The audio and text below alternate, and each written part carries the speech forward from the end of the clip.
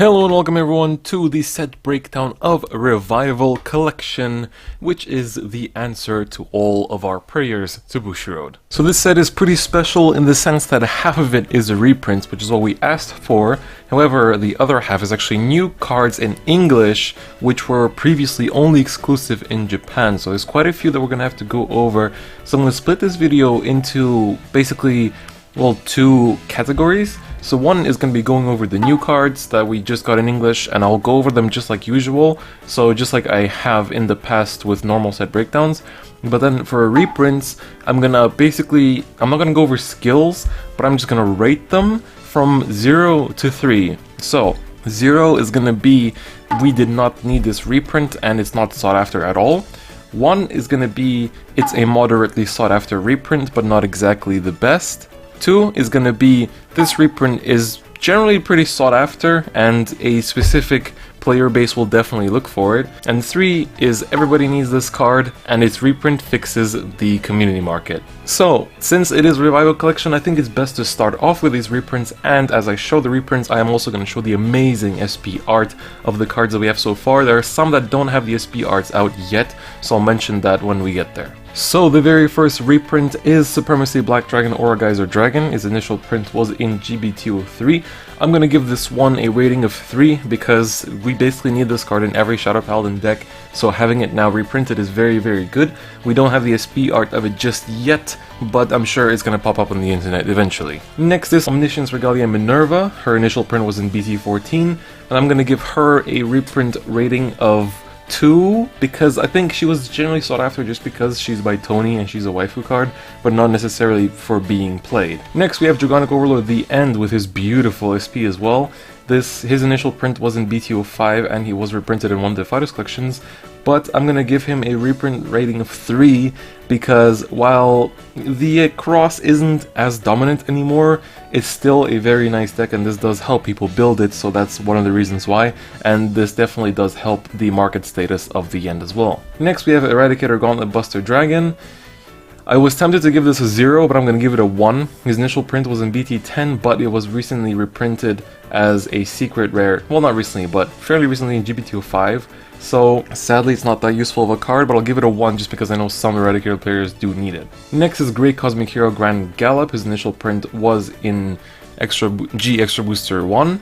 And he hasn't been reprinted since apart from SP in GBT07, so I'm going to give him a 3 because I know a lot of people were hesitant to start playing Cosmic Heroes in Dimension Police simply because they didn't want to pay so much for him, so now his reprint has helped a lot. Next is Star Vader Chaos Breaker Dragon. His initial print was in BT13 and then he wasn't reprinted after that. I give him a 3 because it's a very, very important card in Link Joker and, well, one of the main grade 3, so he's very sought after. Next is Abominable 1 Gilles de Rais.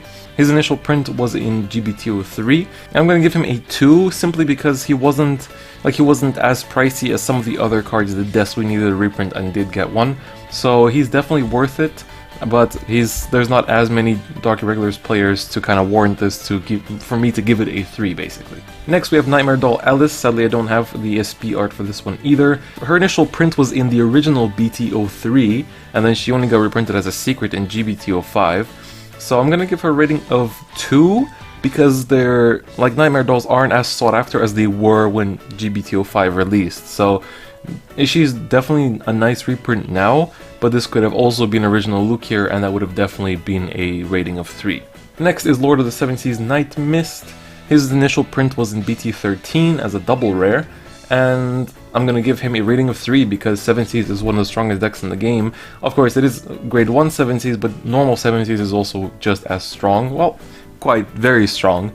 So, definitely a rating of 3 because he's a very, very sought after card. Next up we have Marine General of Heavenly Silk Lambros. His initial print was in GBT02 and he gets a solid 3. This is possibly one of the best reprints in the set in my opinion, and this is basically a staple in every Aquaforce G-Zone, so this is a very, very, very strong 3. And now moving on to the stuff that definitely doesn't have SPs. Next we have Blackwing Swordbreaker. Her initial print was in BT15 and I'm going to give her a 3 as well because until she was announced for Revival Collection, she was very expensive, so definitely a 3. Next is Salvation Line Grand Azel Scissors, initial print in BT14. I give him a rating of 3 as well, because Azel has always been sought after by Gold Paladin players, and it's actually been, I've seen it pop up a lot. Next we have Doombrace from Genesis. Initial print was in one of the Fighters collections. I'm gonna give him a 1 simply because he wasn't all that expensive before the reprint, so I feel like this could have been something else like Fenrir Grade 3 instead. Next we have Dueling Dragon Zanbaku. His first print was in the very first extra booster. I'm gonna give this a 1 simply because not that many people are after this and he was not expensive to begin with. Next we have Fantasy Petal Storm Shirayuki. Her initial print was in BT09, I believe, and I'm gonna give her a 1 as well.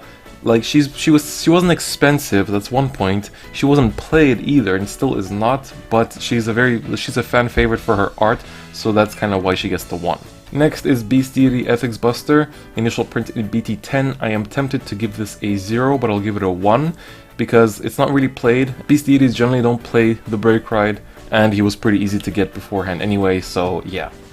Next is Bad End Dragger, initial print was in BT10. He gets a 2 because he's sought after by pretty like half the Spike Bros players, so one half looks for Rising, the other half looks for Bad End, so he gets a solid 2. Next is Bladewing Reiji.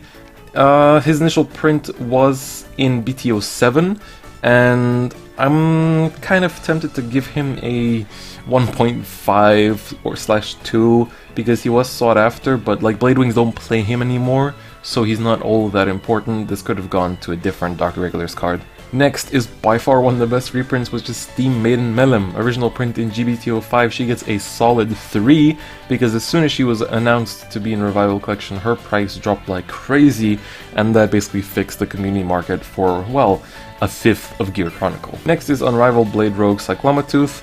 Initial print in BT15, I'm gonna give him a 1, because this could have been some other cards from Mega Colony, so not exactly the best. It could have been the Machining Stride, it could have been Darkface, so there are other cards that are more worthy of the reprint, I feel. Next is Binoculus Tiger, initial print BT07, and he gets a solid 3 as well because he was very sought after. The only other reprint that I could see for Great Nature being more worth it is Crayon Tiger, but Binoculus is also very important. Next is Sea Strolling Banshee. She gets a 2 because she has had price spikes in the past, and her initial print was in BT13, but she's had price spikes in the past, so it could happen again, so it's good that she got reprinted, and we haven't gotten this art yet, which adds 1 point for sure, so any card that's reprinted with new art gets 1 point by default, so she's a solid 2. Next we have Tidal Assault for Aquaforce, initial print in BT13, gets a solid 3 because this is one of the most important grade 2s in any Aquaforce deck really, so this is a definite 3, and having it in foil now is even better. Next we have Evil Armor General Giraffa, initial print in BT04, and he gets a 1 because 1, he's not sought after, he was pretty cheap beforehand, so it wasn't exactly, like I said earlier, there are other Mega Colony cards that could have been reprinted instead. And the final card of the reprint is Dandelion Musketeer Mirka. Her initial print was a promo, but only with minivan art, and a lot of people wanted this art of her, which we never got in English because it was part of a different Fighters collection in Japan. So we never got this art, so this gets a 2 because it is very important, but it wasn't, the promo version of it wasn't that expensive either, so that's kind of the only reason why. But the art does give it an extra 1, so it's kind of, it could actually be a 3. Now, let's get on to the cards that we just received in English from the Japanese side, and we're going to be starting off with Holy Dragon Sanctuary Guard Imperial. So he also has an SP art, and he has a small misprint. His final skill should have until end of turn, which doesn't matter too much because strides go back to G-Zone anyway. But let's go over his skill. Once per turn he has an act, count +1 if your heart is a Sanctuary Guard in its name. You choose one of your grade 1 or less rear guards, and until end of turn, it gets +3k for each of your grade 1 or less rear guards. And then it also gets the skill, when this unit's attack hits a Vanguard, choose one of your Vanguards, and it gets +10k and a crit until end of turn. So yes, it's a pretty alright stride. Obviously it's not Regalia, but it's something you can go into. But it's been agreed by many players that it's not that good of a stride, so we're just gonna move along from that one. Next is a very interesting promo from Japan, which as soon as it was revealed, everyone kind of lost their minds, which is Arc Saver Dragon. So this is one of the manga cards that we're getting, and his skill, this second one first, well let's go over first the fact that he's a grade 4 and not a stride. We haven't had one of those in a while. His second skill is continuous. This card cannot be called to rearguard circle, not even superior called, so no way to put it on rearguard circle. So the only place you can be putting him is on the Vanguard circle, in which he has a skill where at the beginning of your main phase you can Calm Blast 3 and Soul Blast 3. If you do, you choose up to one card each from your deck, Soul, Drop Zone, and Damage Zone, up to a total of 3. Call them to separate rearguard circles and shuffle your deck. So it's kind of like you take one card from everywhere, and obviously the Damage Zone one is the most worth because it heals you a damage, and deck is also very worth as well because it's a free search. Drop Zone is also worth because you don't really get things back from Drop Zone in Royal Paladin apart from that. So the Soul one you can kind of ignore and use it for something else, but it's not really going to see much play, but it's a very interesting card, and I really like when Royal Paladin, well, when any deck gets these interesting grade 4s, but this is definitely a pretty nice one. Next is Sanctuary Guard Arc. So this is the secondary grade 3 for Sanctuary Guard decks, and it does have a little misprint, I'm not sure if you noticed, but it says Shadow Paladin, and this is a Royal Paladin, so just keep that in mind. First skill is a continuous GB2. During your turn, all your grade 1 or less units get plus 5k power. It is GB2, but it's alright. Second skill is, during your turn, when you stride a Sanctuary Guard, you can discard a card from your hand. If you do, you search for a grade 1 or less card, call it to rearguard circle, shuffle your deck, and that unit gets plus 3k until end of turn, and you also give your Vanguard plus 3k. It's kind of solid, because you get a bit more when you stride Regalia on him, rather than when you would stride it on the normal Sanctuary Guard Dragon, but Sanctuary Guard Dragon is still more solid on his own, so this is still going to be the more subpar version. Next, Battle Sisters got their stride finally in Excite Battle Sister Gelato. So her skill is, when you stride her on top of a Battle Sister, you can Soul Blast 1. You look at the top number of cards as the number of Battle Sister units you have on the field. You search for one card from among them, put it to your hand, and put the rest on the bottom of your deck in any order. So it only searches for one card, but basically the bigger your field, the more choice you have. So it's pretty solid first stride, I guess, that is exclusive to Battle Sisters. Next, we have a Gold Paladin card that's been sought after for a while, which is Raven-Haired Azel. So he's a very interesting card. He has a Limit Break 5. When you ride him, by riding from a grade 3 or greater unit with Azel in his card name, until end of turn he gets plus 10k, and your opponent cannot call other than grade 1 from hand to Guardian Circle. So he was very sought after when he was first revealed, but then G-Guards kind of came into the equation and he wasn't as good anymore. But very interesting card, sadly not that great because G-Guards do stop it, but yeah, so finally we have Raven-Haired Azel. Next we have arguably one of the most useless cards in this set, which is Gadget Maiden Maki. When you call it or write it, you can Soul Charge 1. That's it. So nothing too amazing there. Next we have an interesting little card that Japan got as a promo, and people kind of made up some insane combos with this, but they're very situational, which is Mike the Shipwright. His first skill is a continuous, you may have up to 16 Mike the Shipwright in your deck, so that's what opens the combos. Second skill is, he's an act on Vanguard Circle or Rearguard Circle. You choose one of your other Mike the Shipwrights on Rearguard Circle, put it into your soul, increase this unit's power by this unit's power until end of turn. So it kind of keeps doubling and doubling and doubling and doubling, to the point that your opponent will hopefully not be able to stop it. Next, we have another grade 1 Royal Paladin who was a promo in Japan, which is Sage of Transition Liron. His skill is, when you call him, you can Soul Blast 2 to draw a card, so it's basically like a Luckbird clone. Next is Hidden Edge Crow. It's a Shadow Paladin on GB1. When it boosts, if the number of rearguards on your field is less than your opponent's, the boosted unit gets plus 4k until the end of that battle. Just a 10k booster on GB1, and it has an extra condition, so it's definitely not that great. Next is another misprint, Knight of Oblique Sundown Radion. It says Shadow Paladin, he's actually a Gold Paladin. Has the Unite skill act, you can Calm Blast 1, and he gets plus 3k until end of turn. Not on GB1, but definitely not that great. Next is one of the better rare new cards in this set, which is Dragon Knight Rulen. So you might remember Belog, so this is a bit of a similar card. When he intercepts on GB1, you choose one of your Vanguards, and that until end of battle it gets the skill that at the end of the battle that this unit was attacked, if the attack did not hit, you choose one of your opponent's resting rearguards and retire it. So this kind of adds to the Hand Trap Kagero deck, so you have, this is kind of like the Gree 2 counterpart of Belog. Next is Dragon Knight Falel. It has Blaze, and second skill is on Rearguard Circle on GB1. When it boosts the Vanguard with Blaze ability, the boosted unit gets plus 5k until the end of that battle. Then if your Vanguard is blazing, the boosted unit gets another plus 5k. So it's essentially a 15k attacker. Next is another interesting manga card that we get in Detonix Drill Dragon. His Limit Break skill is a counterblast 2 when you ride him. If you do, you retire all rear guards of all fighters. So hopefully you ride this on your own empty field, but for counterblast 2 you pop everything on your opponents. Second skill is continues during your turn. If your opponent has no rear guards, he gets plus 10k. Only on Vanguard Circle, but it's a pretty interesting skill. Next is one of the Tachikaze reprints that people have been asking to get in English for so long, which is Ancient Dragon Gioconda. Very simple skill. When you call him, Soul Blast 2. If you do, you unflip 2 cards in your damage zone. And they didn't reword it to say countercharge or anything. They literally just wrote that you flip 2 in your damage zone. So Ancient Dragons needed this card a long time ago, and it would have helped if we had gotten this a long time ago, but you know, it's better late than never. Next is a Link Joker card, Initiating Star Vader Sulfur. When your opponent's lock card is unlocked during your opponent's end phase, you can counterblast 1 and put him in the soul. If you do, you lock that unit. So it's a grade 2, so that's not as great as a grade 1, but oh well. Next is a Pale Moon card, Acrobat Bear. When he's called on GB1, you look at the top 3 cards of your deck, put 1 in the soul, and put the other 2 on the bottom of your deck in any order.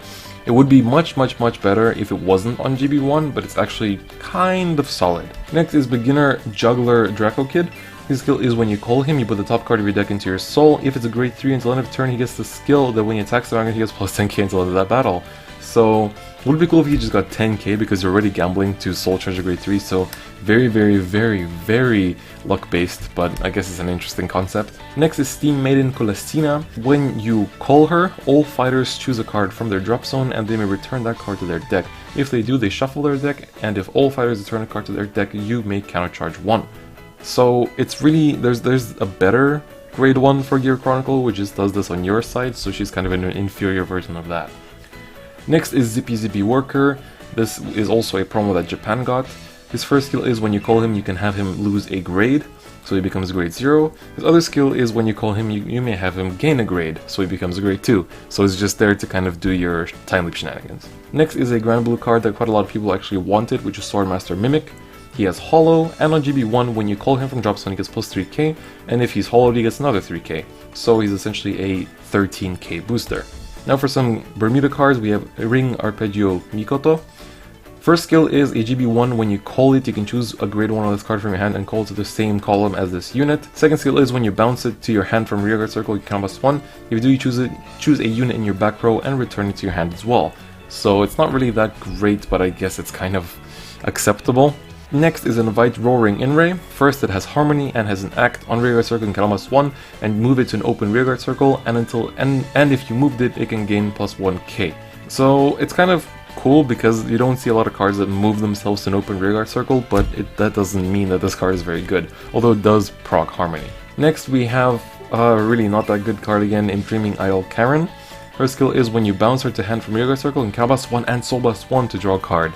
So a bit overcosted, especially for grade 2. And next is what I believe is the final Bermuda Triangle card in Mini Recital Nakuru. She has Harmony and she has an act. You can counterblast 1. If she's in Harmony, she gains plus 2k.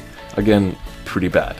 And the final card of this set is Black Spotted Flashgun Papillere. Her art is pretty top tier, but sadly the skill isn't. When you call her, you choose one of your other units in the same column as this unit and gets plus 2k until end of turn.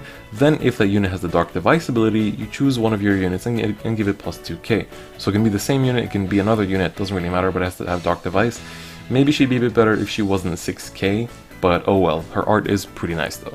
And that's actually it for Revival Collection. So it was a bit of a different set and not that many new cards, most of which we already knew from just looking at the cards that Japan gets. But it was very nice, we got all these nice reprints. There are some cards that I think should have been reprinted that didn't get reprints.